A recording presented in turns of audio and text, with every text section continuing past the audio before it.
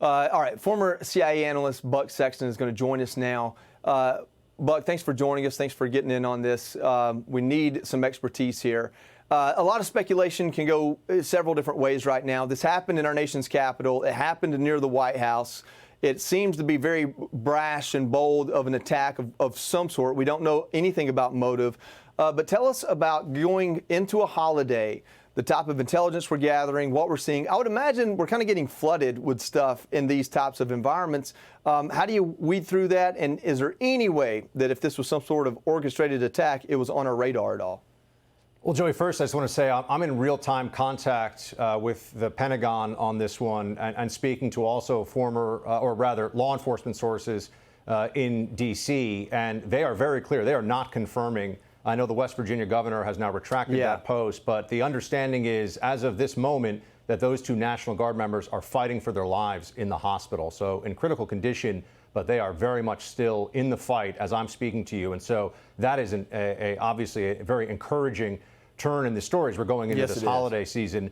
You mentioned I'm formerly of the CIA, but I also spent time in the Counterterrorism Bureau with Paul Morrow, actually. He was one of my senior officers at the time, handling domestic terrorism incidents. And I think that's particularly valuable experience in this moment, because this is clearly some form of targeted political attack, a terrorist attack.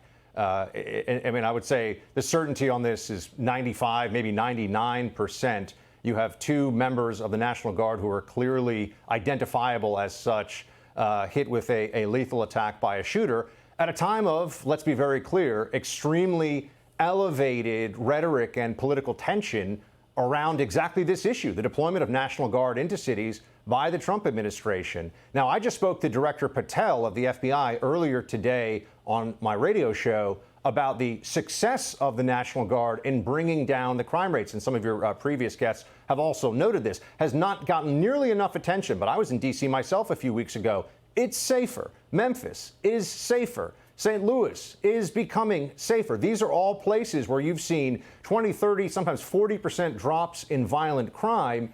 And that's not getting nearly enough attention from the anti-Trump media. What you are seeing, Joey, and this is, I think, what factors into this moment so powerfully and tragically, is a lot of people who are, quite honestly, inciting against the National Guard at this point in time, saying that they are some kind of an occupying force. This is a common theme from some of the biggest newspapers in the country. They're even comparing them to the stormtroopers of fascism. Madness, the kind of things that can very quickly lead people toward violence. And I think that there should be accountability for that. We've also seen recently a video that's gotten a lot of attention, including from the White House, of Democrats, some former service members, one former CIA like me, saying don't obey illegal orders. Again, the subtext is that there is some kind of illegal, from the top, commander-in-chief malfeasance that has to be dealt with, and some people are going to go to extremes. So, Joey, I think we're going to get a lot more detail on the specifics of likely motive here,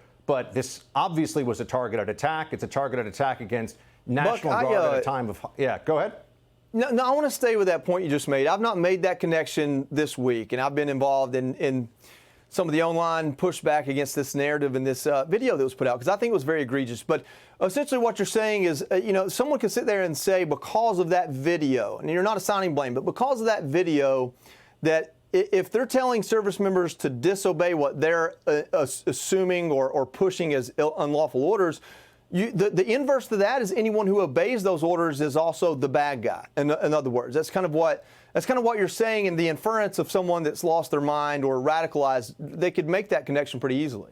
Well, the moment that you, unfortunately, Joey, go into the mass delusions that are so prevalent these days in left-wing media depictions of the National Guard, you'll see and you'll hear rhetoric that is very clearly meant to convince people, or at least convince people who hate this administration and are far left in their view, that this is, like I said, an occupying force that's engaged in a series of inhumane acts with the deportations, for example, that have been underway. And you say, well, hold on a second. National Guard is not doing that. Yeah, but people don't make these distinctions. It doesn't matter to them. All they see are members of the uniformed service on our streets, and they're being told crazy things about the purposes. They're not being told that the people who live in D.C., for example, are safer going about their day-to-day lives. They're not being told that the Trump policies on this are actually bearing fruit and are keeping people safer in American cities and should be replicated, I think, in far more cities. And I know that's part of the plan.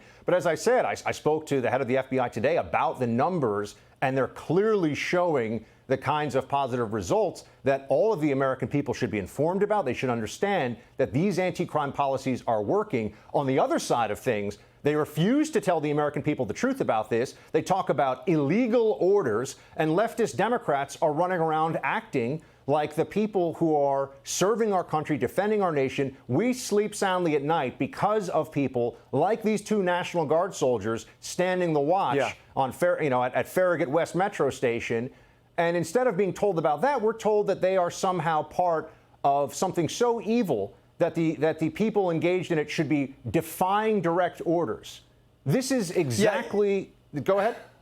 No, it's very frustrating to me, and I appreciate you picking up on this. This idea that, I mean, we know what's going to happen next, right? You're going to have Democrats take to the bully pulpit in the next day or two, if not today, and lay this at President Trump's feet and say, if he hadn't have had National Guard troops there, this wouldn't have happened. These families wouldn't be going through this. God forbid. Hopefully they're both alive and survive, but God forbid that isn't the case. Democrats will try to put this blame solely on President Trump. What they won't acknowledge are the private citizens that haven't died from the crime rate that's year over year would have happened, or over the last several months. We talked about how there were, I think it was 11 or 13 straight days without a homicide, first time that had happened in a while.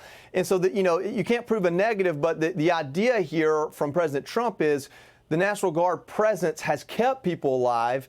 They won't talk about that.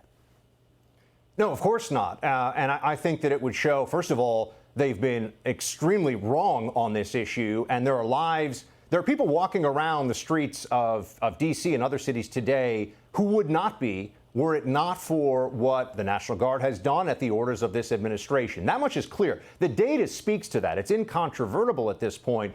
But so what they've gone with, Joey, is this overall and really somewhat nebulous but insidious narrative of the occupying force, the stormtroopers on our streets. They shouldn't be deployed in this way. Trump is abusing them.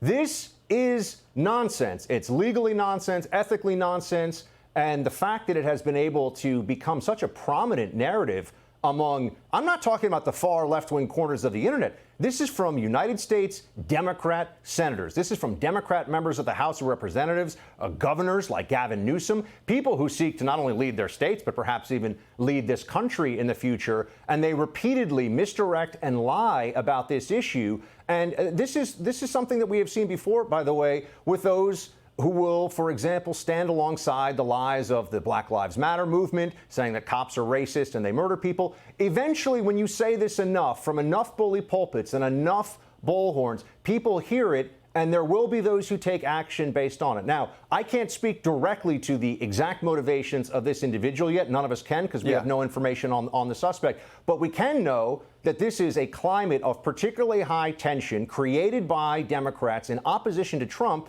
And we just have two service members fighting for their lives right before Thanksgiving. There's no way you could fail to connect these things and understand what's going on. No, I think the thing to underscore here in this moment, Buck, is that these are two heroes, and we need to pray for them. We need to pray for their families. Absolutely. And whatever has happened, the sacrifice they've made today was in service of their country, a willing choice. That's what makes them heroes. And thanks for pointing that out, brother.